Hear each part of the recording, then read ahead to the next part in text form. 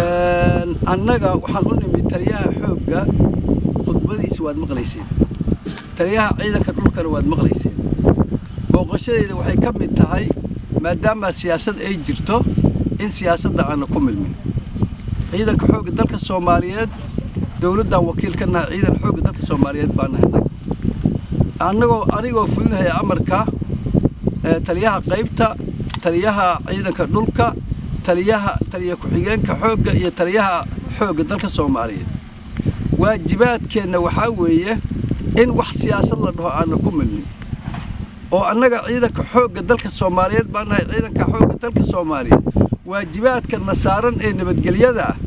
inaan ka qayb qaadano oo difaaca dalka iyo dadka iyo diinta inaan difaacno sida aan u dhaaranay oo kitaabka quraanka aan ugu dhaaranay oo aan direyska u wadano in aan difaacno wixii qaranka wax u dhimayo siyaasad shughul kuma lihi ciidanka xoogga dalka Soomaaliyeed wax siyaasad ah oo shughul uu ku leeyahay ma jirto siyaasaddaanada waa inaan la dagaalanno shabaabka haddii nabadgelyo loo baahdo annagoo dhaxdhaxaad ah oo meel nabadgelyo looga baahdo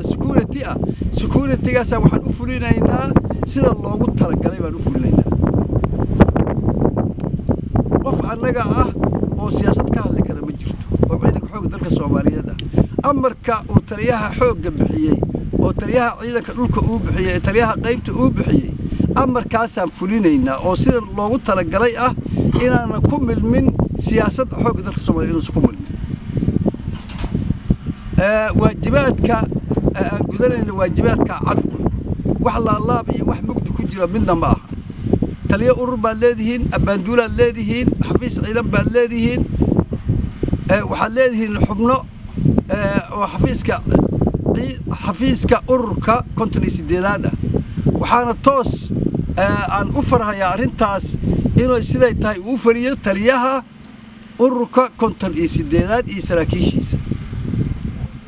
waxaa weeye marka waajibaadka asaga siduu yahay inaan u fulino way insha Allah waxaan rajaynayaa annagoo wax aan arrinta ayada ah waajibaadka annaga sida cad u fulinay in doorashada ay ku dhamaato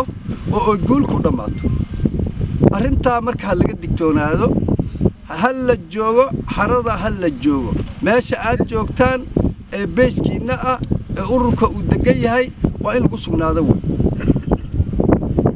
cid baxayso oo muraad yeelato fasax bay qaadan warqad baa loo qorayaa fasaxa uu leeyahay